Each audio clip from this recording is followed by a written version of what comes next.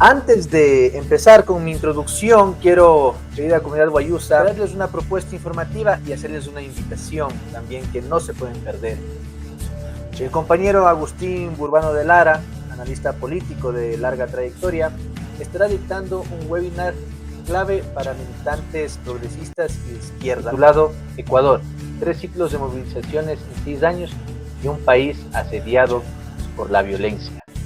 Este webinar se va a dividir en 2 módulos profundos. El primero es entre el Ecuador de las movilizaciones y el Ecuador de las elecciones, y el segundo, un país asediado por la violencia.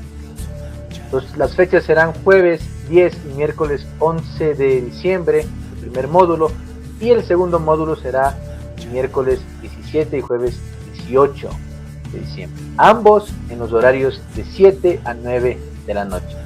El valor por un módulo es de $15 y por los 2 módulos de $25. Es un espacio para entender no solo lo que pasó, sino qué hacer con lo que viene. No se lo pueden perder y el enlace de suscripción está en la descripción de este video.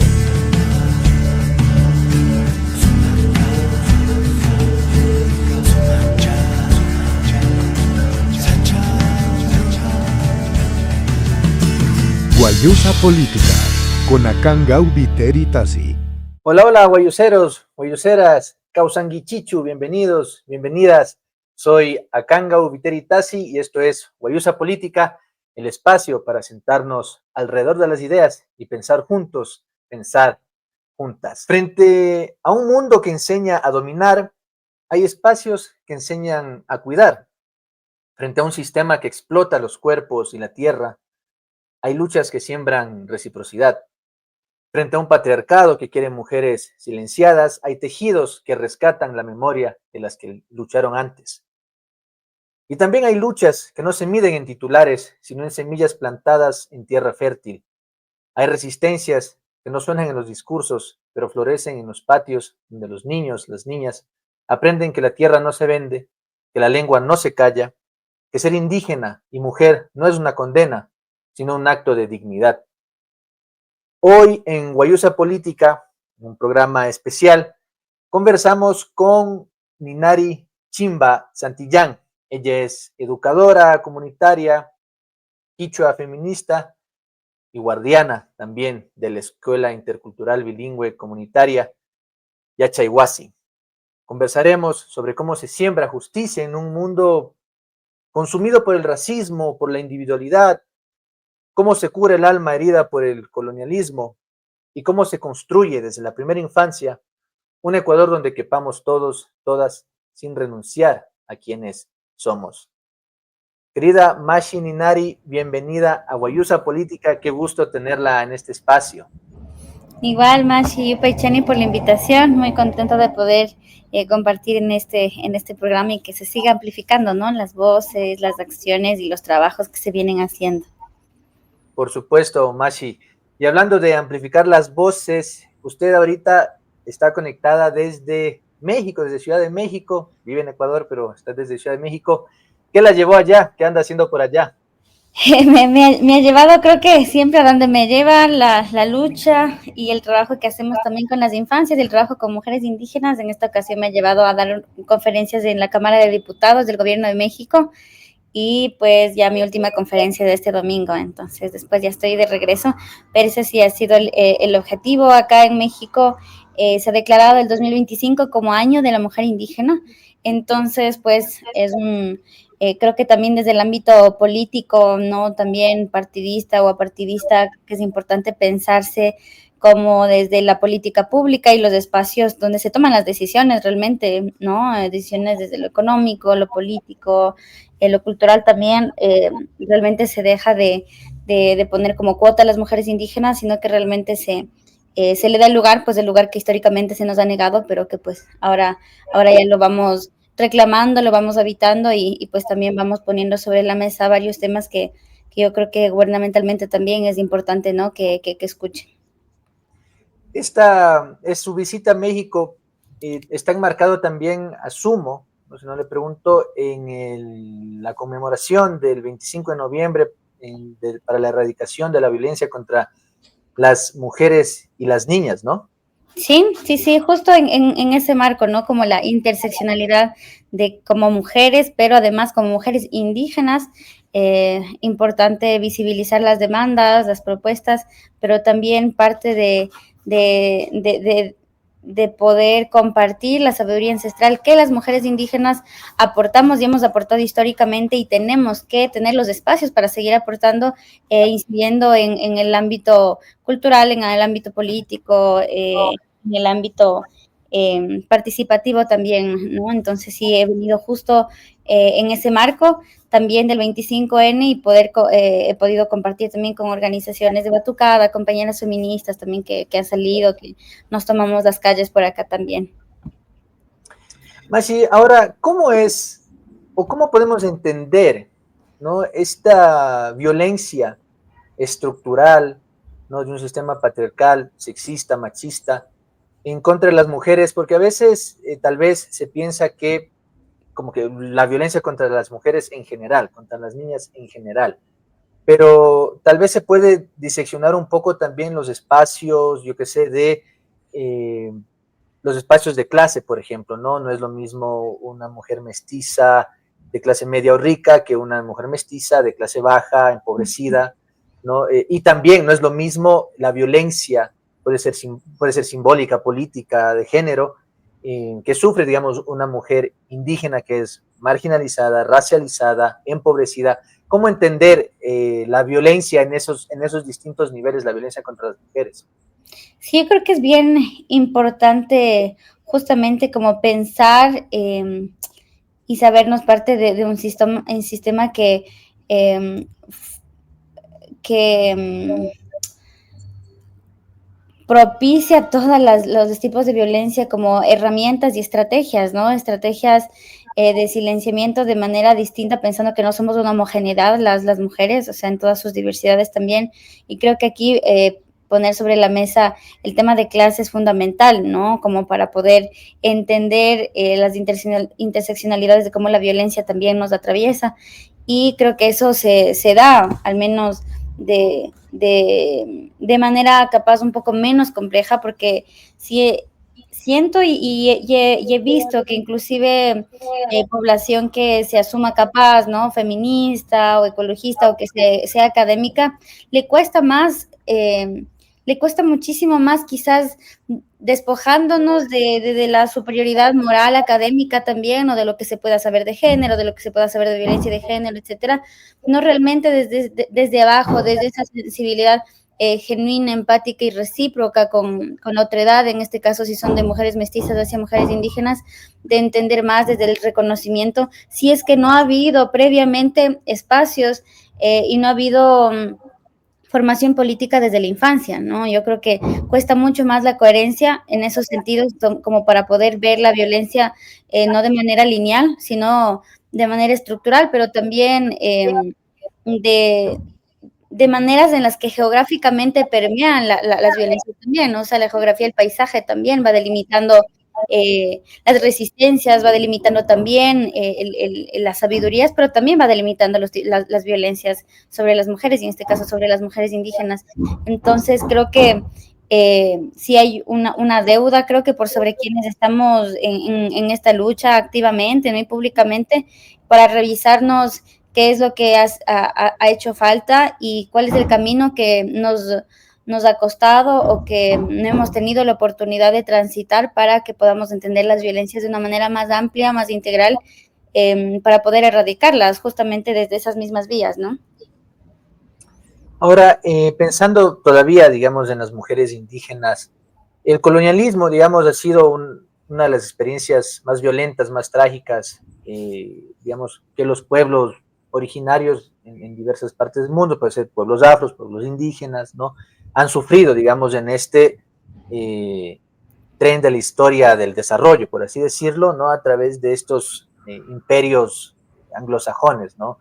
Y ahora, en el mundo indígena también existe una conexión espiritual y física también de las mujeres, pero también de las comunidades en su conjunto, digamos, con el territorio, no con la territorialidad, ¿no? Y tal vez ese despojo del territorio también puede ser considerado Mashi como una violencia contra las mujeres indígenas, con todo lo que conlleva el extractivismo, la privatización de las fuentes de agua, de los páramos, de las selvas, de los bosques. ¿Cómo entender, digamos, esa relación espiritual? ¿Cómo entenderlo, digamos, por así decirlo, en el mundo material? Y cómo entender que eso es una relación también de violencia de género, ¿no? Sí, creo que es súper importante lo que dices, porque precisamente esa es las prácticas y las estrategias políticas de la colonización, ¿no? Que está súper permanente y que justo lo que hace sobre los territorios indígenas desde que nacemos para las mujeres indígenas como el primer acto violento que vivimos, justamente son las 3D, ¿no? La deshumanización, la descomunalización y la desacralización de lo sagrado, la desacralización de este vínculo afectivo y comunitario con la alpamama, la semilla, ¿no? La causa y mama, que justamente creo que ha sido una estrategia que les ha funcionado bastante bien, porque cuando sucede esto es la manera creo que más violenta de arrancarte la raíz y esto también ha conllevado, yo creo que como consecuencia justamente vemos como el clasismo dentro de la población indígena, de las mujeres indígenas también se ve, ¿no? Con más latencia, precisamente porque esta estrategia colonial de rompernos y arrancarnos obligatoriamente o podría decir capaz y ahora ya quizás ya ni siquiera obligatoriamente, sino como condicionando los espacios, condicionando los sueños a futuro para que ese desarraigo y esa ruptura de relación de familia, de ayllu que se ha tenido milenariamente como pueblos originarios, pues se corte y que le sirva a eso también al sistema capitalista, ¿no? Que le sirva al patriarcado, porque significa que desde guaguas, cuando ya vivimos esto, capaz desde la escuela o desde aún más antes, ya este desarraigo, esta ruptura, esta relación también de daillo y de comunitariedad con la madre tierra, lo que justamente hace que es algo servil también a eh, al patriarcado, al sistema racista, etcétera, es que lo que busca y lo que propicia es que estemos solas, ¿no? O sea, ya no tenemos el acompañamiento como nuestras abuelas de ese vínculo, ese tejido así tan arraigado con la madre tierra, entonces ya nos convertimos una vez más en una individualidad, ¿no? Despojada de la comunidad, despojada del tejido comunitario, despojada sobre todo del tejido espiritual, ¿no? Justamente lo que decías, por eso para nosotras es fundamental exigir educación para la justicia espiritual, porque precisamente el que se arranque y que ahorita hablando en términos capaz más pedagógicos desde la decolonialidad, estamos hablando justamente del déficit de Pachamama, ¿no? Que atraviesa a las infancias, a las adolescencias y como consecuencias vemos, ¿no? En las etapas ya de adultez, que si somos activistas, pues nos cuesta ser coherentes, o si están al otro lado, más bien dicho, les cuesta entender, ¿no? La profundidad y lo importante, lo urgente que es volver a retomar el camino y volver a recuperar ese tejido comunal con la Pachamama. Y es que el ámbito espiritual yo creo que sí ha calzado muy bien ahorita mismo los discursos fascistas porque utilizan ese vacío espiritual y utilizan mucho ese vacío también de soledad, ese vacío del despojo que ya la mayoría yo creo que de jóvenes, de infancias y de mucha gente profesional indígena ya lamentablemente ha sido parte, ¿no? De esa estrategia de despojo también espiritual con la madre tierra, que ya lo vemos como algo muy discursivo, ¿no? Muy romántico, como hablar de la Pachamama. Y eso genera, sí, un vacío bien político, una soledad ya no solo individual, sino colectiva, que es de donde se utilizan los discursos fascistas, ¿no? Para intentar llenarlo, porque humanamente y espiritualmente yo creo que es una necesidad y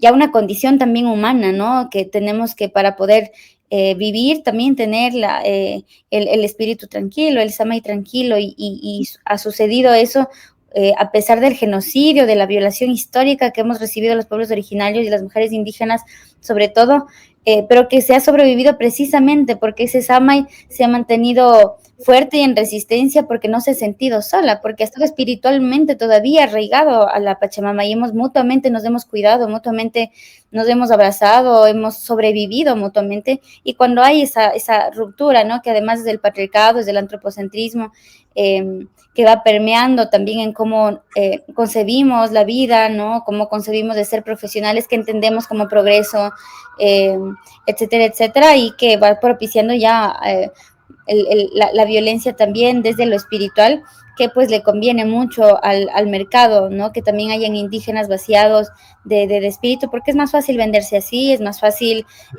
ser desleales con los tuyos, ser desleales con quienes sostienen realmente lo que implica lo indígena, ¿no? Que son quienes siguen el territorio, quienes siguen criando la chacra, quienes el campesinado en general, ¿no? Entonces, creo que ese sí es un aspecto bien importante de empezar a reflexionar sobre la colonialidad y sobre las estructuras que sí tienen en cuenta el poder espiritual y que por eso hay mucha estrategia de vaciamiento en ese sentido, ¿no? Como también una estrategia política.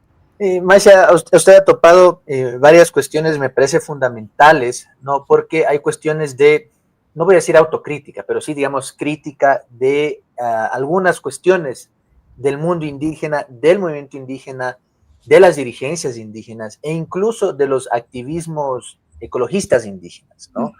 Porque, y esto o sea, me trae a colación, porque digo, existen también estas experiencias en donde, y ahora mismo, en donde hay dirigencias indígenas que incluso promueven la minería ilegal, ¿no? Promueven la minería, incluso la minería legal, promueven, participan de ella, ¿no? Y ojo, no me refiero también a la experiencia trágica como ejemplo, ¿no? De las comunidades guaraníes en la Amazonía ecuatoriana, que no tienen más que exigir a las empresas petroleras y digan, ok, ustedes tienen que contratar a los guaraníes, ¿no? Es decir, no va por ahí claramente. Pero también existen dirigencias que, como usted muy bien dice, no ha dicho, han vendido, digamos, los principios, han traicionado los principios, han traicionado la lucha. Y muchas de esas dirigencias, ¿no? Digamos, están sentados en la COP, ¿no? Que hubo recién, están sentados en otros foros de conservación ambiental, etcétera, pero no se traducen realmente a un cuestionamiento de este status quo, de esta hegemonía, ¿no? Porque a fin de cuentas parece que son estas ONGs financiadas incluso por gobiernos extractivistas, por empresas extractivistas y que tienen también otros intereses políticos. ¿Cómo entender, Mashi, lo indígena en ese sentido, con esas, no sé si llamarlas contradicciones o de plano decirles con esas traiciones a las luchas históricas del movimiento indígena? Sí, creo que en estos momentos, en este contexto, creo que es bien importante como reivindicar ciertos términos para entender que hay caminos distintos.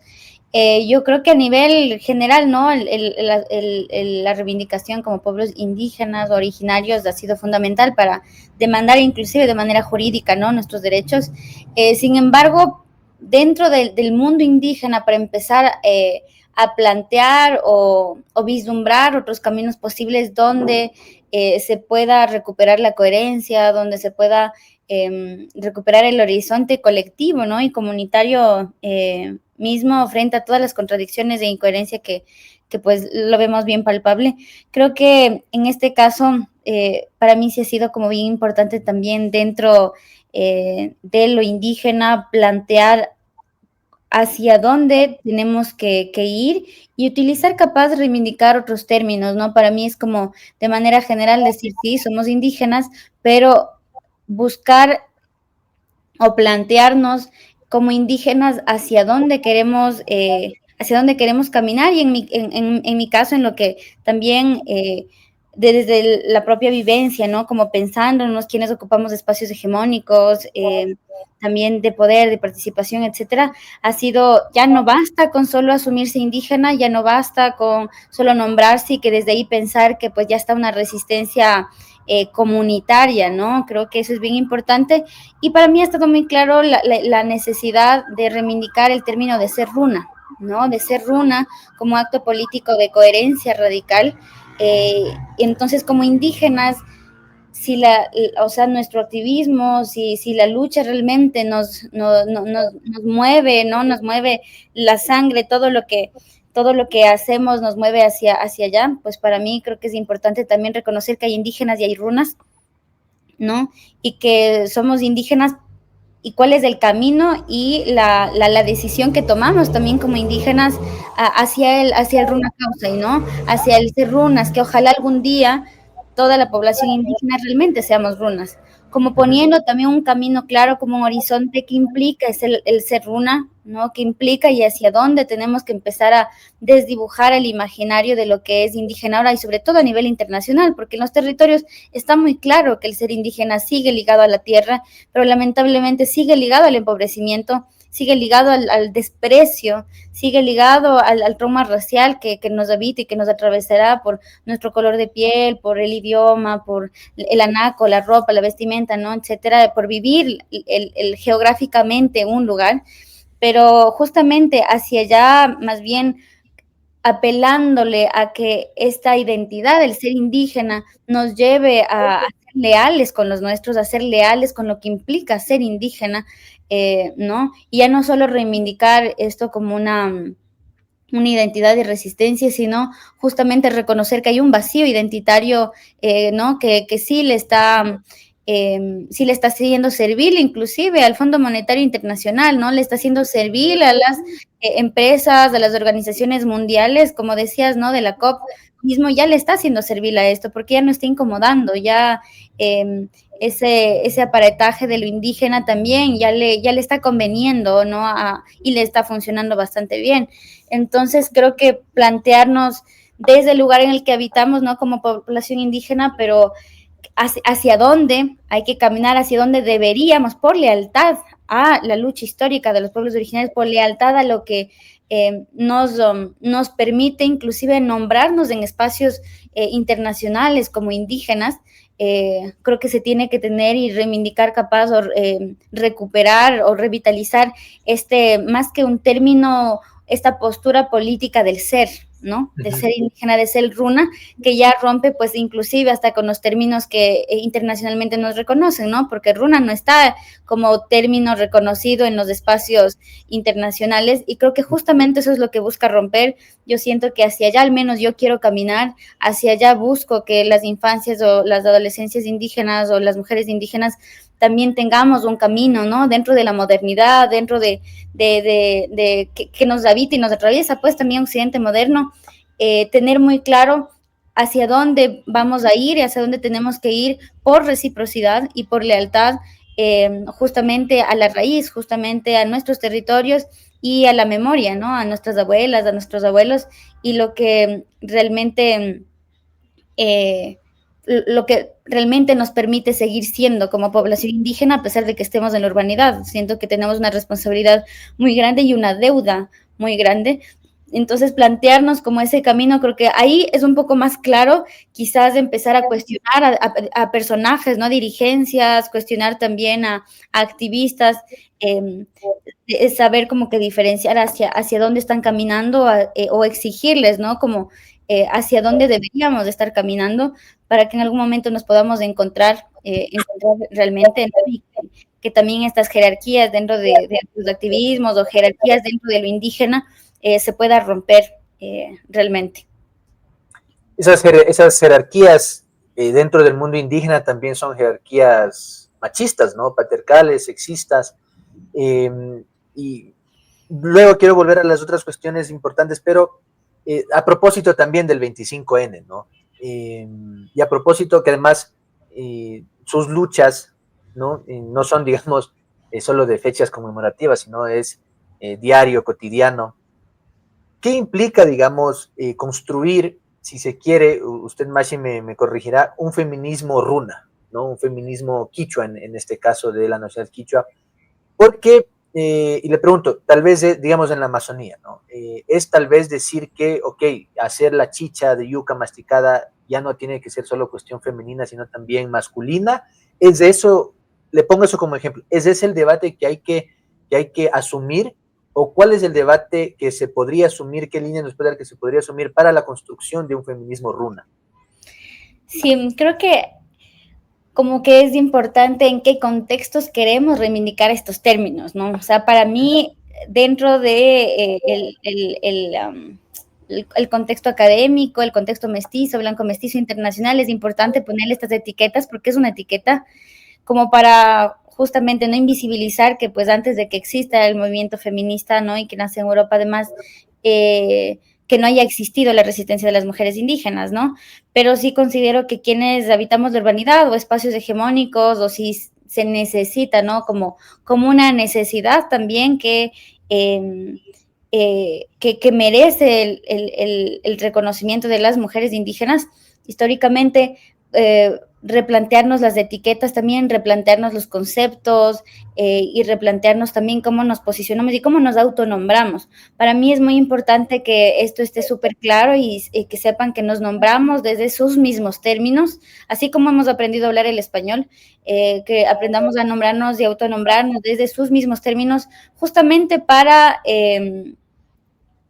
estar en las mismas condiciones, bueno, digo en las mismas porque nunca va a suceder eso, pero al menos en las mismas condiciones discursivas, ¿no? Y de etiqueta dentro de lo que implica los feminismos, cómo utilizarlos en esos contextos, en esos espacios es importante. Y para mí, justamente pensando y posicionando esto como Runa Warmi, precisamente ha sido el replantearnos y autonombrarnos como ecofeministas runas, ¿no? Entonces, también rompiendo un poquito los feminismos que despojan la relación con la tierra, ¿no? Que es un camino también más complejo, creo yo, porque en general, como feministas, no nos están cuestionando qué tienen en la refrigeradora, qué tienen sobre la mesa, ¿no? Desde dónde vienen, como todo lo que esté vinculado a la tierra, y creo que el ecofeminismo, no solo como etiqueta, sino como movimiento, como concepto y teoría, y práctica, no aquí tomando más bien la referencia de Shiva Bandana, que me parece un gran referente porque también es compañera racializada. Entonces, desde ahí que venga el concepto, que desde allá de sus territorios también milenarios, venga también como el bagaje desde la propia vivencia de allá, creo que es muy pertinente como mujeres indígenas también autonombrarnos desde ese lugar para estar dentro de la masa también, digamos la masa feminista, ¿no? En el mundo, para posicionar nuestra realidad y empezar a tener vocería desde ese lugar. Sin embargo, creo que a veces en los territorios también es importante quizás no utilizar los mismos, los mismos términos, quizás poner los otros o simplemente seguir reafirmando como la lucha, ¿no? De las mujeres indígenas, quizás a veces sí es necesario nombrarlos como en los términos hegemónicos, ¿no? El ecofeminismo, en este caso, ecofeminismo runa, que siento que justamente poniéndole este apellido de runa, ¿no? Genera como una catarsis al mismo movimiento, ¿no? Ecofeminismo, una catarsis de decir, ya no hay una cuestión rígida, el ecofeminismo no es esto, en este caso lo runa lo que hace es propiciar una catarsis de decolonización, ¿no? A lo que implica la misma relación con la madre tierra y la misma relación en territorio, en la comunidad, que creo que pensando en estos aspectos que mencionabas, ¿no? ¿Qué es lo que buscaría o qué es lo que busca el ecofeminismo runa, en este caso en las comunidades? Yo creo que justamente lo que busca y lo que se debe, lo que se tiene que empezar a trabajar justamente desde la primera infancia es esta necesidad de cultivar armonía, sobre todo, ¿no? A cultivar armonía tanto en lo individual como en lo colectivo, pensando en el hombre y en la mujer también. Pero digo armonía precisamente porque cuando estamos hablando de los roles de género, creo que a veces existe una mirada así como bastante occidental, ¿no? De decir, es que los pueblos indígenas son mucho más machistas, no sé, porque el hombre coge el asadón porque es más fuerte y la mujer va a sembrar. Cuando miramos desde esa mirada occidental, feminista, no estamos teniendo la capacidad de poder entender que no solo son roles, en muchos casos sí, hay varias cosas que sí, pero en el contexto, por ejemplo, de la chicha que mencionabas, que es importante tener justo esta mirada runa, ¿no? Para entender el ecofeminismo de manera distinta y saber que armónicamente hay hay espacios, hay momentos, hay actividades donde conversan con la feminidad, en este caso de las compañeras que hacen la chicha, ¿no? Y que sería más bien de rebuscar en la memoria oral desde dónde viene y por qué esta conversa también con el fermento, ¿no? Que es un fermento, yo creo que en conjunto que se va dando, eh, que permita justamente, ¿no? Una bebida para toda la comunidad. Y siento que más bien, más que decir que el hombre también se siente a hacer esto, etcétera, son prácticas igual bien como bien importante de colonizar la mirada, ¿no? Quizás preguntar, acercarnos más a las memorias de las abuelas y abuelos, preguntar si antes habían hombres que lo hacían y desde ahí también como ir recuperando. Yo recuerdo, por ejemplo, en una entrevista que eso es lo que en lo académico, ¿no? La gente puede estar peleando por la dualidad, ¿no? Que el pueblo, las comunidades, los pueblos originarios son duales, y etcétera, pero realmente cuando te das el trabajo y de ir buscando, ¿no? Abuelitas, abuelitos, encuentras otro tipo de respuestas que rompe con todos los estudios académicos, inclusive. Pasó que en algún momento cuando estábamos haciendo una entrevista con un abuelito, él decía, yo no entiendo por qué dicen que taita inti, que el inti raimi, y es otavaleño, ¿no? Este machi es un taita. Que sí, que el día y la noche, cuando no hay solo día y noche, hay amanecer, hay atardecer, o sea, rompió con toda la estructura que se podía pensar que es lo indígena, ¿no? La dualidad. Y él decía, no, no es Inti Raymi, en realidad, o sea, esta es una fiesta de la luna. Por eso bailamos en la noche, porque gracias a la luna es como seguía para sembrar, o sea, era muy lógico, además, ¿no? Entonces, claro, como inclusive pensarnos desde ahí es un camino largo porque implica acercarnos a lo propio y salirnos también de las herramientas investigativas, ¿no? De lo que se tiene a la mano y darnos el tiempo que estará años, yo creo, como para, en este caso de la chicha, me dejas pensando y digo, sería bien importante seguir eso, preguntando, conversando con las abuelas y abuelos que afortunadamente todavía siguen vivas y ver si por ahí hay una memoria de que quizás habían hombres también o niños, ¿no? Y desde ahí empezar a regenerar la sabiduría, que ni siquiera es recuperar porque está ahí afortunadamente, sino es regenerar y volver a traerla para que desde ese lugar sí se rompan los roles de género, desde ese lugar se rompe el patriarcado, ¿no? Y desde ese lugar se armonice la vida para las mujeres. Y como no, también para los hombres que seguramente quizás capaz, ¿no? Yo no sé, como no soy sacharruna tampoco, quizás, y el volver a eso, si es que algún momento hubo la práctica de que los hombres también lo hagan, quizás eso es lo que le hace falta, esa conexión también con el asua, con la chicha, con esa práctica de la yuca, para que también ese vaciamiento que hace que el machismo y el patriarcado les habite de manera exacerbada, pues que les permite entender, ¿no? Como desde la fermentación mismo espiritual, ¿no? Que les permita habitar quizás la masculinidad de manera distinta, puede ser, y ese es lo poderoso que tiene la sabiduría ancestral y lo poderoso de la memoria, que es importante sí darle el trabajo, porque sí es mucho trabajo, es más fácil quizás buscar en libros, ¿no? O quizás libros que vienen de antropólogos mestizos que han estudiado, o sea, que nos han visto como sujeto de estudio, y más allá de empezar a darnos el trabajo que implica también trasladarnos, ¿no? O sea, literalmente poner el cuerpo, que eso implica tiempo, que implica energía, implica muchas cosas, pero creo que es importante hacerlo, y al menos del ecofeminismo runa, siento yo que justamente busca y exige eso, ¿no? Que exige además de lo más complicado, es un reto bien grande, pero creo que es importante para poder también encontrar armonía entre los conceptos y las teorías feministas. Mashi, se me ocurre ahora un poco en nivel general, ¿no? Las organizaciones indígenas, ¿no? Llamémoslas las organizaciones indígenas de base, ¿no? Yo qué sé, el Paquiru, por ejemplo, de la Nacional Quichua en Pastaza, o la organización indígena de Chimborazo, ¿no? O el MIC, ¿no? De Cotopaxi, ¿no? La UNORCAC, por ejemplo, ¿no? Que son más organizaciones de base, ¿no? Y tal vez analizar un poco con usted el rol que juegan estas organizaciones en la vida cotidiana de la gente, tanto en la conservación de la memoria histórica, ¿no? en los saberes ancestrales, en la vida cotidiana, en la vida material, es decir, no solo pensar en lo espiritual, no solo reivindicar, digamos, lo ancestral, lo espiritual, sino también lo cotidiano, es decir, hay pobreza extrema, hay desnutrición infantil y desnutrición de la tercera edad, paradójicamente hay faltas de agua, ¿no?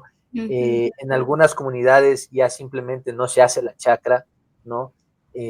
Por tierra contaminada o porque incluso prefieren la vida en la ciudad que en las comunidades, ¿no? Existen los feminicidios, ¿no? Ahora en Ecuador hasta el 15 de noviembre tenemos 349 feminicidios, ¿no? Pero he visto que estas organizaciones indígenas que mayoritariamente están lideradas por hombres no tienen, digamos, planes para realmente atacar estas carencias estructurales, ¿no?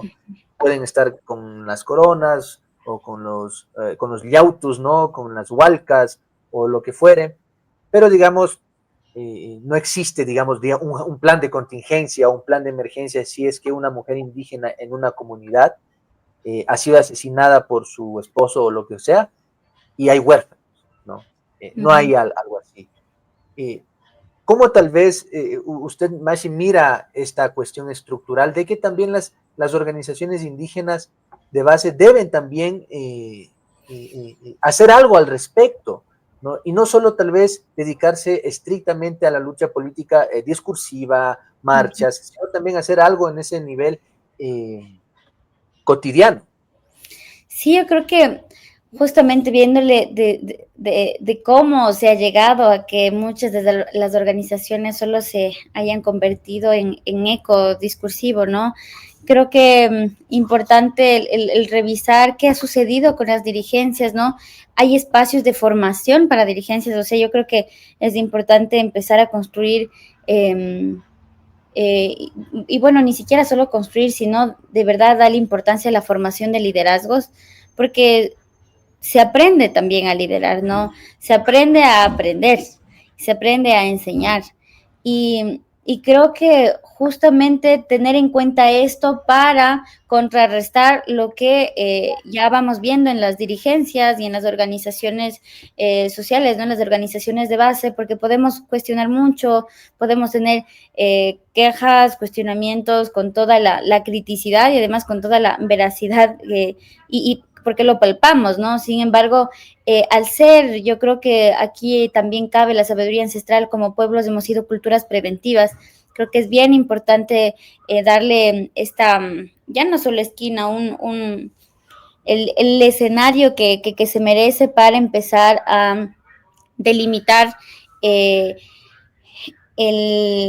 las habilidades o la capacidad que se tiene que tener cuando una es líder o lideresa, dirigente o dirigente, para que pueda ocupar también esos espacios, ¿no? Y precisamente liderar a su comunidad, porque creo que eso es lo que no se está haciendo, es como que pues eligen, ¿no? Las dirigencias eligen y se está desaprendiendo la importancia de poder observar quién es líder, quién es lideresa, ¿no? Más allá de ponerle como desde un lugar así como jerárquico, desde el ego, ¿no? La superioridad moral que implica ser líder o lideresa, sino que también es un tema de escuela.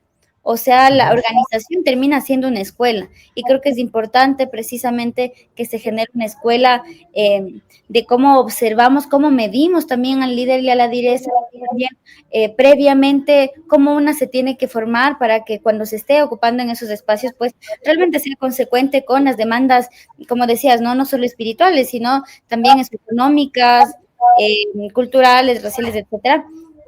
Eso por un lado como algo de previo a cuestionar también las dirigencias. Ahora yo creo que qué es lo que ha estado sucediendo también con nuestras organizaciones básicas, creo que en general con las, no sé, con las organizaciones de izquierdas, es que lamentablemente sí hay también un vacío en ese sentido, que hay un vacío discursivo, ¿no? Ahí hay un discurso que ya no emancipa, hay un vacío hay un vacío que lo que permea más bien es la desconfianza, ¿no? Que se siente mucho, creo que hay que recuperar mucho, mucho eso, y siento que esto se da también como parte del resultado justo de cómo trabaja la colonialidad sobre nuestras organizaciones, sobre nosotras mismas, sobre la estructura de todo lo que implica ahora también lo indígena. Y creo que pensarnos también dentro de las organizaciones también está precisamente esta justificación de lo indígena y lo ancestral para no asumir realmente en términos, en política, en acciones, en propuestas para resolver en este caso el tema de feminicidio, ¿no? Como a veces sí se utiliza mucho y se mal utiliza, digo yo, injustamente lo ancestral para evitar avanzar en protocolos, por ejemplo, de violencia de género, ¿no? Porque a mí que me han dicho varias veces, ¿no? Que eso son ideologías de afuera, que eso más desde los mestizos, que hablar sobre feminismo, hablar como violencia de género, del machismo, de femicidios, pues eso es, de otro lado, como justificando en este contexto, sí, desde lo ancestral. Y yo creo que esa es una desventaja que se ha tenido, porque parte justamente del cuestionar la pedagogía, o sea, el paradigma educativo que estamos recibiendo en las comunidades, ¿no? O sea, cómo tenemos la incapacidad de habitar los dos mundos, la sabiduría ancestral, aprenderla, de empezar a conocer lo nuestro propio, pero también conocer lo otro, ¿no? Conocer las estrategias de Occidente moderno, conocer sus términos, conocer sus protocolos, qué es lo que sí les está funcionando y qué es lo que no les ha funcionado. También, ¿no? Para generar justamente, armonizar políticamente prácticas, protocolos que permitan que la gente pues tenga vida digna, ¿no? Que las mujeres se sientan seguras en sus propias comunidades. Y yo creo que justamente esta justificación de lo ancestral cuando les conviene, precisamente es una práctica colonial que permea el sistema racista, está permeando en absolutamente todos los sistemas de poder económico, político, cultural, etcétera. Y creo que precisamente esta como estrategia de utilizar lo ancestral y lo indígena cuando se trata de las mujeres, ya estamos viendo que es una estrategia también política patriarcal y racista, ¿no? Y que conviene mucho porque en las comunidades indígenas, como mencionabas, no existen como protocolos o acciones directas frente a esto porque ni siquiera se lo nombra. Y no se lo nombra con el discurso y la justificación de que eso es una ideología de afuera, ¿no? Eso es una cuestión de afuera, y yo creo que eso es bien importante empezar a desdibujar qué es lo ancestral, ¿no? Como un aparataje romántico y justificativo de un montón de violencias además. Y creo que en este sentido, para que también las cosas cambien dentro de las estructuras organizativas y se tomen acciones, es importante formación antirracista. Cuando existe formación antirracista para las dirigencias en los espacios de toma de decisiones comunitarias, creo que es importante esto, porque solo así podemos revisarnos también la herida colonial, esa herida que está ahí latente también para los hombres indígenas, hombres racializados, mujeres indígenas, mujeres racializadas, empobrecidas, y como vislumbrar de mejor manera como el camino, pero también esa herida para poder sanar. Es que si no podemos ver nuestra propia herida, no vamos a poder sanar eso, y por consecuencia no vamos a tomar buenas decisiones, no vamos a poder ver a la otra, al otro, ¿no? A pesar de que estemos en el mismo territorio desde una mirada justamente comunitaria, ¿no? Que básicamente sería, una vez más, regenerar la sabiduría y ponerla al servicio para construir espacios y territorios dignos para las mujeres indígenas, ¿no? Para las infancias indígenas. Entonces, yo creo que la formación en términos antirracistas es muy importante, justamente para que tanto a los hombres de los territorios y dirigentes que les cuesta tanto nombrar el machismo, que les cuesta tanto nombrar muchas veces inclusive el racismo, lo hagan desde su propia realidad, o sea, que se puedan ver al espejo metafóricamente, ¿no?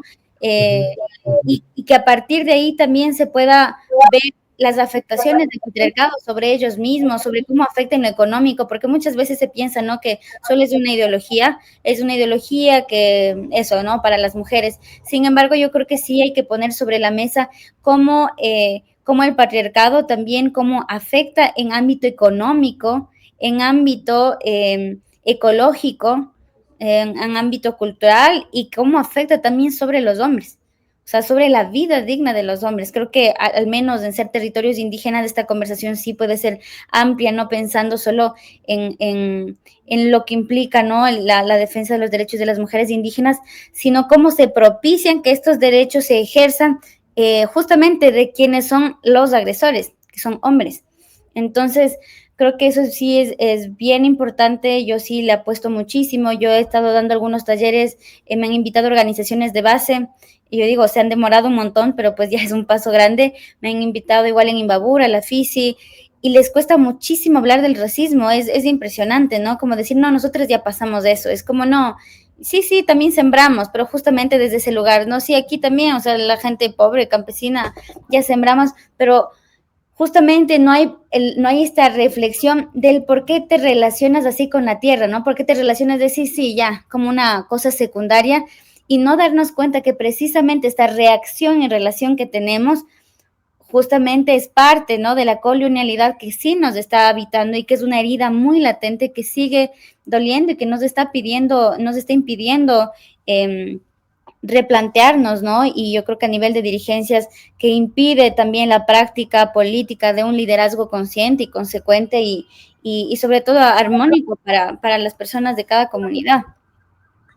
Maxi, la educación indudablemente es uno de los pilares fundamentales, precisamente una educación, pero digamos, no lo pensemos en los términos tradicionales que uno piensa en la educación, es ir a la escuela y que te enseñen a sumar, a restar, sino una educación, como es el lema de la escuela que usted lidera, una educación por la justicia social, ecológica y espiritual, ¿no? Que además es algo que incluso yo personalmente siempre digo, con lo que además estoy muy contento, ¿no? Es decir, politizar las infancias y politizar desde la primera infancia, ¿no? Porque usted también como profesional, digamos, en el concepto occidental, como profesional de la educación, usted pone énfasis en la primera infancia, ¿no?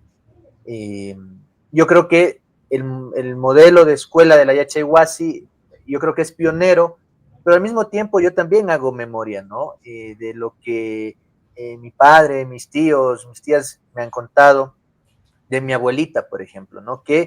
Y cómo es este sistema capitalista colonial, que es un poco paradójico, porque digamos, a mi abuelita nunca le faltó la chacra, nunca le faltó una casa digna, y vamos a decirlo, tradicional de la selva, ¿no? Nunca le faltó esa solidaridad y reciprocidad en la selva, pero al mismo tiempo ella tomó una decisión muy difícil de salir a la ciudad, ¿no? Es decir, salir de la selva a la ciudad, sumergirse en ese racismo profundo, en este caso de Puyo, y buscarse los medios para tener dinero y poder darles educación, ¿no? A sus hijos, a sus hijas, ¿no? Y no era la educación de la escuela que había en Sarayaku, que lo hay, lo había y lo hay, sino la escuela de afuera, por así decirlo, ¿no? Y recuerdo muy bien, en relatos quiero decir, que mi abuelita tenía que hacer todo lo que fuera posible y necesario para tener dinero, es decir, ella como una mujer indígena, además una mujer indígena como una yachaguarmi de Sarayaku, ¿no? Salió, tenía que, pelaba pollos, lavaba ropa, etcétera, para tener dinero, ¿no? Después, como una maestra del barro, ella hacía la cerámica y lo vendía, pero ¿con qué objetivo, no? Porque decía a sus hijos, a mi padre, ustedes tienen que conocer los dos mundos, ¿no? Para poder no solo desenvolverse, sino para precisamente la lucha política. A raíz de eso, digamos, que yo le cuento, Mashi, ¿cómo se construye y cómo se formula una educación para la justicia social, ecológica y espiritual, que es, digamos, la matriz de la Yachaywasi? Considero que aquí es bien importante algo que me he ido pensando también, algo que creo que nos mueve la humanidad y es el amor político, ¿no? O sea, es el amor, yo creo que aquí usualmente no se habla esto como una herramienta o como una estrategia política para sostener proyectos educativos en este caso, pero creo que sí es fundamental porque creo que precisamente el no darle la importancia a este ámbito de la vida individual y comunitaria es lo que sí ha llevado mucho también al rechazo de los adolescentes, de la juventud, a involucrarse en procesos organizativos. Y es que el amor como una cuestión política creo que es bien importante porque es lo que ha sostenido en este caso la Yachihuasi, ¿no? El amor a la lucha, el amor a seguir soñando y trabajando por vidas dignas, por infancias seguras, dignas, felices, tranquilas, ¿no? Sin violencias, pero también porque se da desde un amor político también de pareja. O sea, yo creo que a veces esto sí lo dejamos a un lado, como si el amor político solo se diera como hacia afuera. Y yo creo que hacia adentro es importante también de empezar a trabajarlo, porque precisamente estas relaciones de afecto, estas relaciones de reciprocidad, de ser equipo, de ser ayu, son la semilla que sirve para hacerlo hacia afuera. O sea, mirarse hacia adentro, importantísimo para empezar a cuestionar o proponer hacia afuera, que creo que desde ahí también se ha ido un poco como esparciendo, ¿no? La incoherencia, ¿no? Se habla de la unidad, se habla mucho justo del tejido comunitario, cuando internamente a veces en los propios de ellos no encuentras eso, y por eso también ha ido alimentando mucho el vacío y la desconfianza y la duda de si sirve de algo o no, porque muchas jóvenes y adolescentes indígenas han visto que su papá es dirigente o su mamá ha sido dirigente o lideresa, y pues que ellos, desde que han sido guaguas, tienen memoria más bien de soledad, ¿no? De abandono, que no se les ha puesto la atención. Y estamos hablando del amor político, ¿no? O sea, como este amor, en este caso de Mashi Fernando y Mashi Laurita, como pareja, como compañeros y compañeras de vida, sosteniendo un proyecto político de vida, además, para sí mismos, sus guaguas, ¿no? Que éramos nosotros pensando en sus guaguas y pensando en las guaguas de los demás a ellos. Creo que eso es algo como bien importante para que podamos hablar, ¿no? De cómo se fue construyendo esta práctica política de sostener un proyecto educativo, ¿no?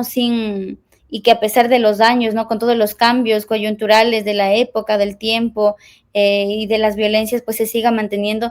Creo que eso es algo bien peculiar y bien importante de ponerle atención, porque siento que eso despoja mucho y deshumaniza mucho la lucha, el hecho de que no veamos que es justo y es es necesario el pensar también cuán armonizada está el SAMA y dentro de los líderes y dirigentes o dentro de quienes están llevando proyectos políticos con la relación interna de sus propios ayllus, ¿no? Creo que eso es lo que ha permitido también que la Yachihuasi se mantenga como ayllu, porque hay semilla ahí ya de Mashi Laurita y de Mashi Fernando como una práctica cotidiana, ¿no? Como en esta cotidianidad que mencionabas hace rato, ¿cómo hacemos que en la cotidianidad haya como estos actos prácticos, ¿no? Que terminen siendo esperanza, que terminen siendo escuela, pero que realmente también terminen siendo realidad para la gente. Y creo que precisamente parte de esa práctica cotidiana de cómo nos relacionamos y de quiénes están sosteniendo los proyectos, en este caso Machi Laurita y Machi Fernando, yo creo que para que la escuela sea pionera es porque también su postura, pero también su vivencia política desde el amor es también pionero. Lamentablemente ya no se encuentra compañeros o compañeras que estén juntas, que estén juntos, ¿no? Sosteniendo proyectos. La mayoría se ha divorciado, la mayoría está sola. Yo pienso mucho en muchas lideresas, la mayoría de lideresas indígenas están solas, se han quedado solas, han tenido que sacar a sus guaguas solas. Y ahí estamos hablando también de un tema de la vida digna, ya no solo dentro de lo que implica lo político hacia afuera, sino hacia adentro. O sea, el sentirse solas mismas, a pesar de que seas lideresa, eso sí desgasta mucho y desgasta a tal punto en la que sí rompe el tejido intergeneracional, porque ya las guaguas ya ven, yo no quiero esa vida para mí, porque yo merezco una vida feliz. Yo no quiero esa vida para mí porque yo, o sea, merezco una vida tranquila además, ¿no? Y a pesar de que es nuestra decisión, quienes decidimos evitar la lucha como camino de vida, también saber que no es una condena, ¿no? Como decías al inicio, no tiene que ser una condena a la infelicidad, una condena al morir solas, en este caso como mujeres indígenas, ¿no?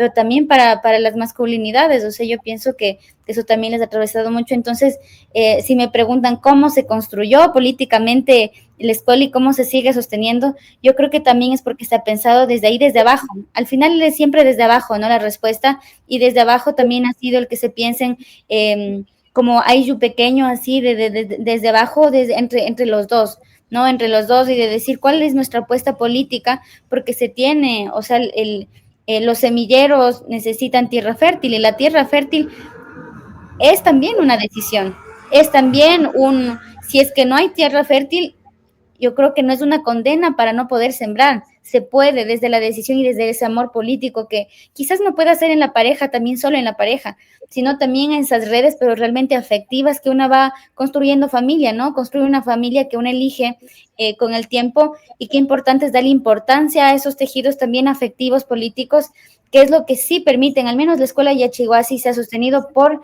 los tejidos afectivos de mis amigos, de mis amigas, sean mestizos, indígenas, extranjeros, etcétera. Realmente se ha sostenido por, aunque suene muy romántico, pero se ha sostenido por puro amor. Se ha sostenido por la convicción y el amor que nos mueve a hacer locuras. Yo creo que quienes nos están escuchando a veces se podrá pensar, ¿no? Como una cosa muy, muy, muy simple, este tema del amor, del afecto, como una cuestión política, pero yo les preguntaría si no han hecho lo que sea, han cometido locuras y les ha movido también desde lo económico, desde lo social, ¿no? También a hacer algo. Eso es lo que ha movido también políticamente, defender la tierra con la vida. Y es lo que mueve también, en este caso a la Yachihuasi, a moverse con todo, a defender una educación digna y de calidad, ¿no? Crítica, de calidad y profundamente afectiva para las infancias, ¿no? Pensando en generaciones distintas.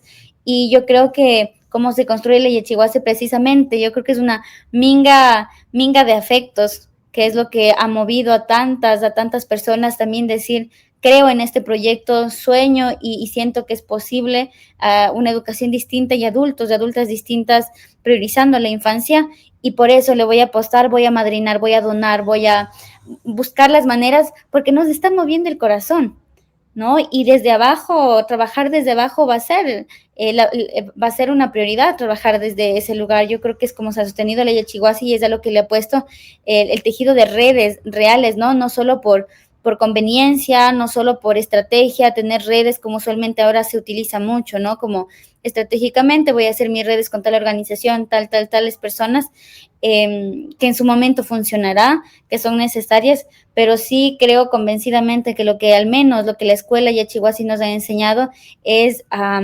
sembrar y hacer y ser a ello, ¿no? Y este ser a ello es lo que nos ha permitido ya estar más de 30 años. Masi, para ir finalizando, yo quisiera topar unas últimas dos cuestiones, todavía dentro de este ámbito, digamos, de la educación, ¿no? ¿Qué impide, digamos, que la educación intercultural bilingüe sea realmente una educación antirracista, antipatriarcal, una educación politizada, lo voy a decir así, que tenga énfasis en la primera infancia?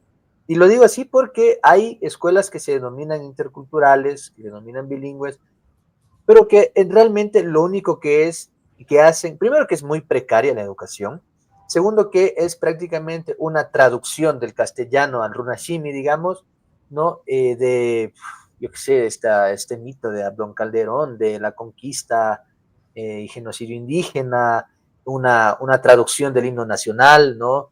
Es decir, es una inserción, ¿no? A la vida colonial, digamos, o al colonialismo, pero en tu idioma. O sea, no sé si me hago entender. No es, digamos, una educación liberadora, digamos, como para traer a colación a Paulo Freire, ¿no?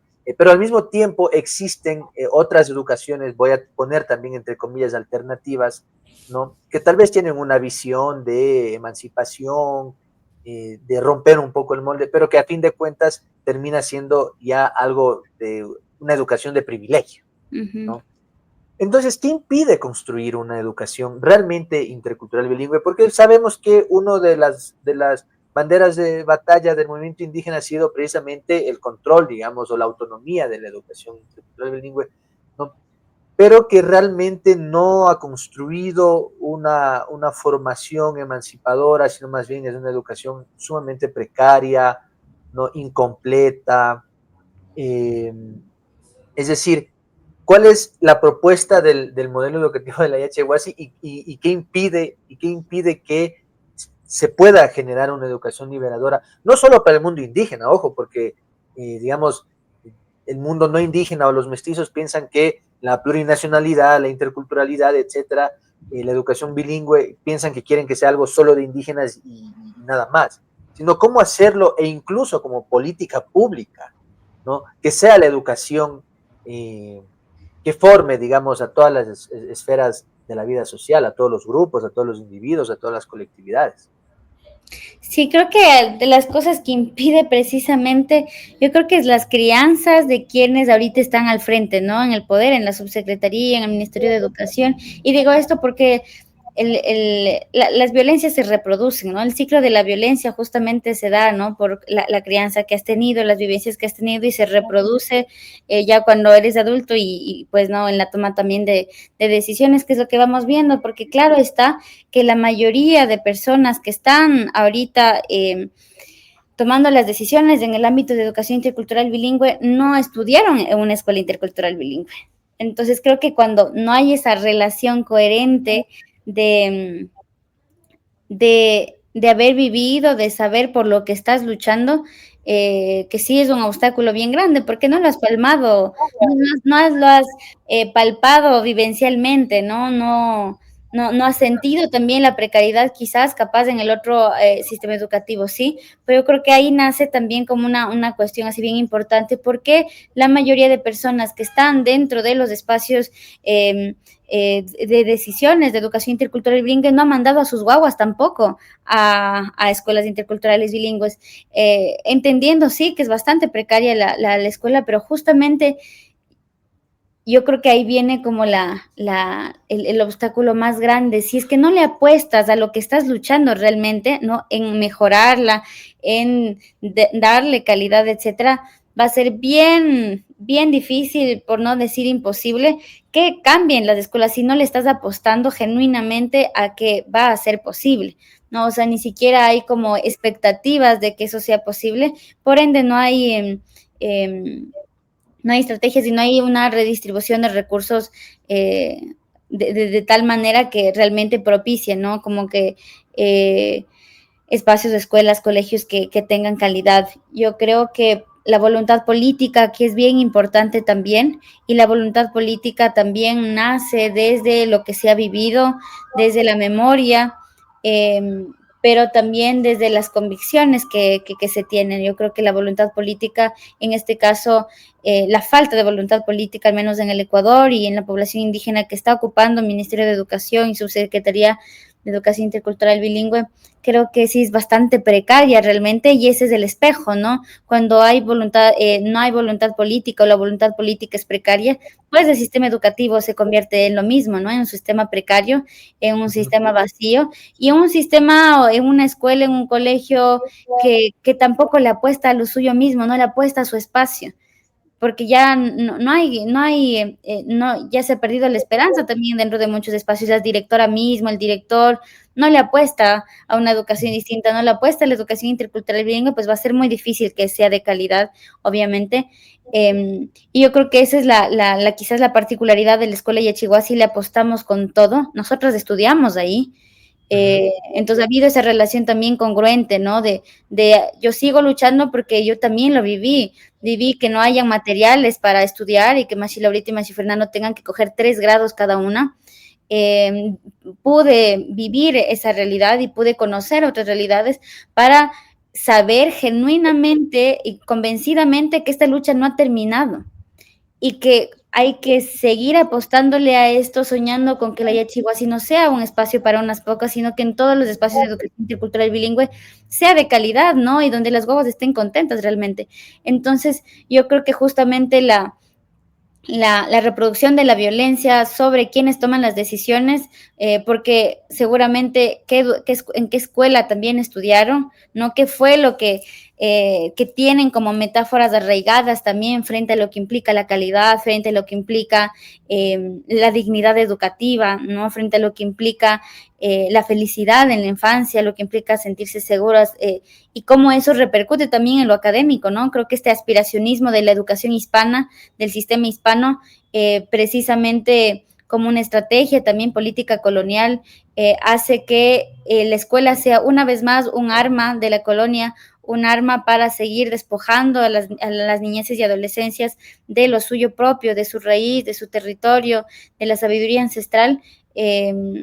Y creo que también es bastante condicionado, está bien pensado, creo yo, no creo que sea algo como algo inocente, ¿no? De la CIB que no le preste atención a eso.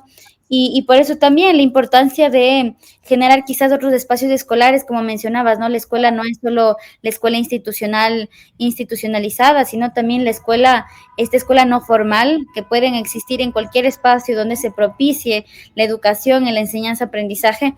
Creo que es bien importante también apostarle a eso para complementar con los vacíos que el sistema educativo está teniendo ahora mismo. Y creo que el otro obstáculo precisamente es la jactancia de que ya porque tenemos una CIB, pues ya alcanzamos la lucha, ¿no? Ya logramos nuestro objetivo y pues otra vez llegar a un momento de un status quo de comodidad y de tranquilidad, ¿no? Pensar que ya se logró, que sí, que ha sido un avance histórico bien importante, pero creo que justamente esta jactancia de que ya existe interculturalidad o que ya existe educación intercultural y bilingüe, precisamente baja la guardia, ¿no? Baja la guardia de lo que realmente está sucediendo, de lo que realmente están viviendo en muchas escuelas, en muchos colegios, muchos docentes, ¿no? Que realmente no hay, no tienen ni siquiera el cariño o ¿cómo se dice? La querencia a su profesión, ¿no? Encontramos muchos docentes que no quieren ser profesores.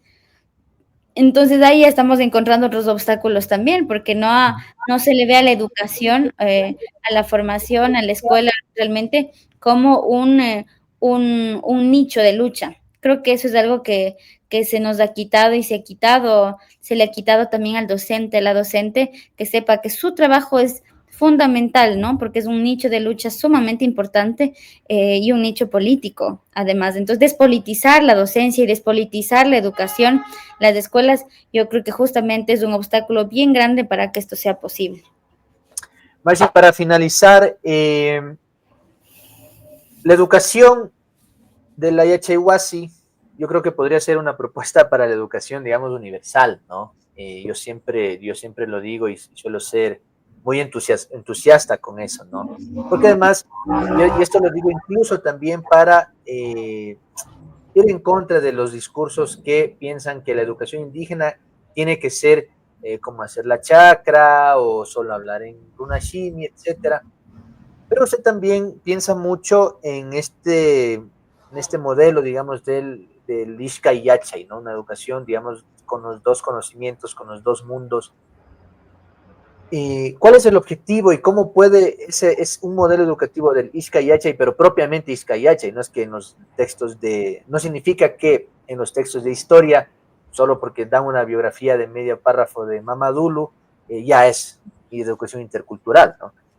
Sino más bien indagar, hurgar, profundizar en los conocimientos de los dos mundos, ¿no? Digamos, del mundo occidental, la educación occidental y también la educación, como promueven ustedes. ¿Cuál es la importancia precisamente de construir una educación del Ishkay Yachay? Creo que aquí la importancia precisamente radica en que esta pedagogía prioriza la reciprocidad con los territorios, la reciprocidad con nuestras ancestras y ancestros, la lealtad a las luchas y a los logros gracias a las movilizaciones, hacia los levantamientos, y es que nuestra pedagogía, que es pedagogía propia, ¿no? De los pueblos, no es una pedagogía que nace de un individuo, ¿no? Que observa y que explora, como son las pedagogías europeas. Creo que aquí la particularidad, precisamente al ser una pedagogía propia, una pedagogía que nace desde una demanda colectiva en los Andes, no solo acá en el Ecuador, creo que lo que busca es lo que en discurso se ha planteado mucho, ¿no? Memoria, justicia y reparación. Creo que hablar de la pedagogía Ixcayacha y estamos hablando de reparación epistémica, y al entender cómo el mundo occidental nos ha puesto en una mirada, ¿no? De entender la vida de manera jerárquica, donde el logos está subordinando el corazón, el territorio, por consecuencia, la relación con la Pachamama, con el espíritu.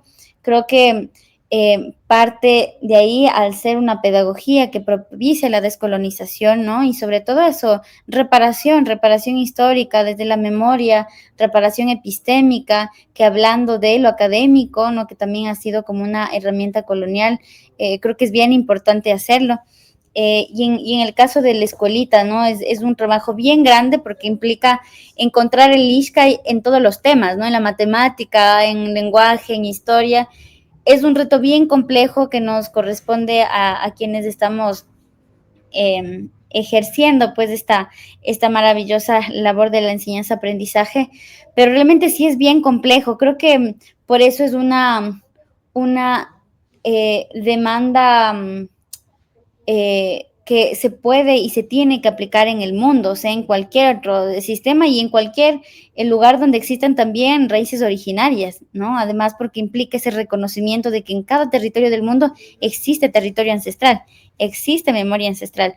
Entonces, creo que al ser una pedagogía que propicia la reparación epistémica, que propicia la reparación también espiritual en este sentido, propicia la estabilidad y la armonía para poder investigar, para poder entender y poder vivir la inmediatez de esta necesidad de que inmediato tiene que ser la reparación de la brecha campo-ciudad, también, ¿no? Que eso yo creo que adeudamos históricamente. Entonces creo que cuando hablamos de pedagogía Ixcayache ya no estamos hablando solo como una apuesta educativa de reparación epistémica, sino también es como una apuesta de reparación, yo creo que también de una cuestión de vida, ¿no? O sea, estamos poniendo la vida en el centro y la vida humana, la vida de la madre tierra, la vida de los apus, como en el centro de todo lo que implica el tejido comunitario. Entonces, para nosotros, el Ixcayacha ya saliendo de las aulas, saliendo de la escuela, también es una demanda que exigimos que sea en la vida personal, en el cotidiano. O sea, este Ixcayacha no puede darse una vez más desde una mirada occidental, no puede darse solo en el aula, solo para el ejercicio, ¿no? De la docencia, sino también tiene que verse permeado por la vida cotidiana, cómo entendemos nuestras mismas relaciones con nosotras mismas, nuestra misma relación con los otros, con nuestros amigos, amigas, con el ayllu, con la familia, con las prácticas cotidianas de consumo, ¿no? Este Ixcayache que tiene que, básicamente es como un camino de vida, una decisión de vida, ¿no? Un proyecto de vida, tanto en lo individual como en lo colectivo, y yo creo que eso es lo más poderoso, porque ahí se rompe con la colonialidad del poder, ¿no? De lo que implica cuando hablamos de pedagogías, ¿no? Para una institución, el servicio, la observación, la explotación de recursos para que ciertos niños y ciertas niñas, ¿no? Y porque está muy delimitado eso, es para determinados niños y determinadas niñas, determinadas pedagogías.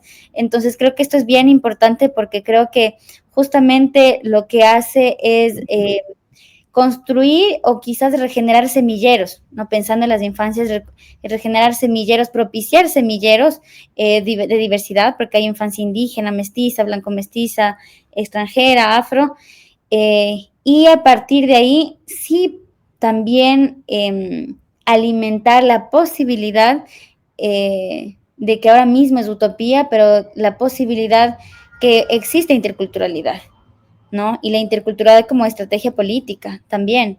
Entonces, y también como una estrategia de poder, porque hay poder en la interculturalidad, hay poder en, en la reparación epistémica, ¿no? En saber vivir con los dos pies, saber vivir con los dos mundos del conocimiento. Hay poder ahí.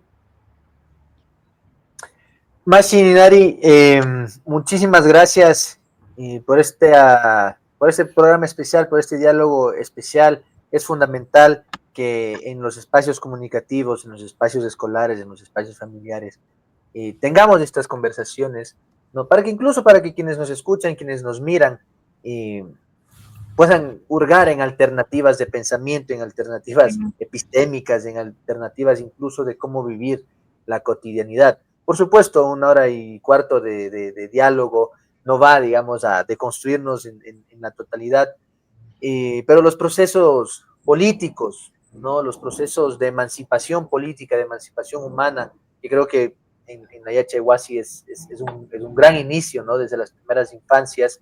Es importante que exista, como se dice, digamos, en la propuesta de Summa Causa, un diálogo de saberes, ¿no? Que no anular al otro o a la otra, sino más bien, como también decía un pensador runa, ya falleció Benjamín Nuca, ¿no? En esta confrontación de saberes, ¿no? Para que incluso exista una inversión, no sé si es una inversión en la cotidianidad, en cómo vemos la realidad. Mashi, quisiera dejarle con una última reflexión sobre nuestra conversación, sobre lo que ha pasado, sobre el 25N, el paro, lo que usted quiera. A ver, ¿qué puede ser? Creo que importante reconocer también los logros que hemos tenido. Creo que a veces la desesperanza como herramienta política también sí puede desgastar mucho la lucha y las posibilidades que sí tenemos como sociedad de avanzar. Creo que es bien importante dentro de la desesperanza saber que existe escuelas de esperanza, y la escuela de esperanza está en los pueblos originarios, ¿no? Está en los territorios, y creo que ahora que está el fascismo también avanzando, es bien importante devolverle la mirada justamente a quienes, a pesar de haber vivido históricamente momentos de completa desesperanza, de completo duelo, también cómo se ha sobrevivido, cómo se ha resistido, ese cómo y ese para qué, fundamental de seguir teniendo, ¿no? Y sobre todo también quienes habitamos la urbanidad, los espacios académicos y hegemónicos, para no ver a la esperanza como algo romántico nada más, sino como algo realmente práctico y necesario, y como una estrategia política, ¿no? Qué importante es aprender y devolverle la mirada, devolverle el corazón, devolverle los pies para seguir pisando los suelos, ¿no? De nuestros taitas y mamas, y con eso también seguir aprendiendo de esa escuela que tiene que seguir emancipando, que quienes estamos en estos espacios tenemos que seguir recuperando ese diciendo haciendo, que creo que es bien importante, y creo que es lo que ha llenado y alimentado de esperanza para que podamos tener cambios importantes en el país, ¿no? A nivel constitucional, que es lo que nos ha movido. Creo que después del paro nacional y después de todo que aparentemente se veía un cuadro muy desolador, ¿no? Que se vivió, los compañeros de allá lo siguen viviendo hasta ahora, porque muchos siguen postrados en la cama, muchos siguen habitando justamente ese sentimiento de desesperanza. Creo que es bien importante ver como detrás de la historia y de la memoria igual, que pues en este Pachacuti que estamos viviendo, estamos a medianoche, creo yo, pronto llegará el amanecer, y es importante que para cuando llegue el amanecer tengamos las herramientas, tengamos las estrategias, tengamos el reconocimiento mutuo entre unos y otros, entre los distintos territorios, culturas, ¿no? Como para seguir siendo pues esa mazorca de maicito, como decía Mamadulo, ¿no? En algún momento. Y yo creo que es bien importante eso, o sea, hacia dónde estamos mirando, hacia quiénes, y saber el cómo y el para qué, para seguir construyendo una política de reciprocidad que pueda construir una sociedad más justa. Ninari, muchísimas gracias. Ashka Pagracho y Yupaychani por este lindo espacio. Yupaychani, Mashi, Pagaracho igualmente. Un abrazo grande. Un abrazo. Bueno, guayuseros, guayuseras, para cerrar antes, Les dejo con esta invitación final para que no se olviden que si de verdad queremos también cambiar este país a propósito de nuestro diálogo, necesitamos entenderlo en toda su complejidad, ¿no? El webinar con Agustín Burbano de Lara es una oportunidad única para profundizar en los ciclos de movilización, el significado de la consulta popular, las estrategias contra la violencia, ¿no?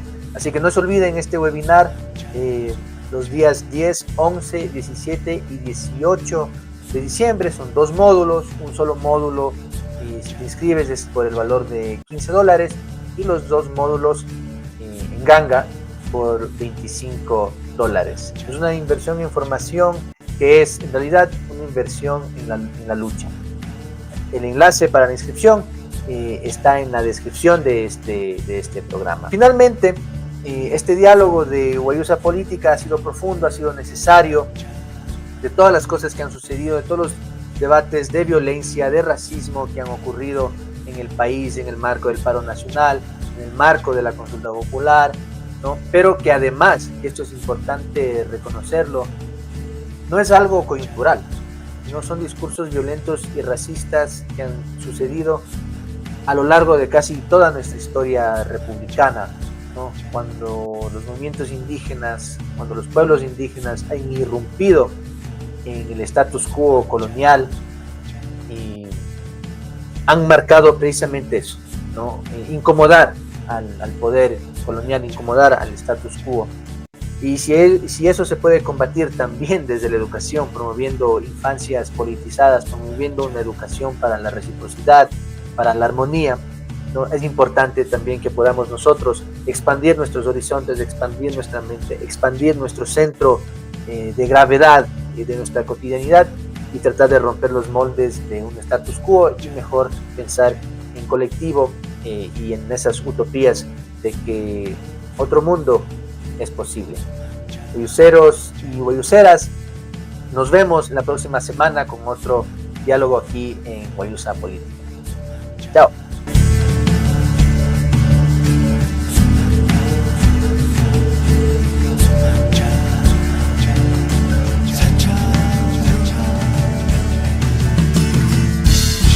Guayusa Política con Akangau Viteri Tasi.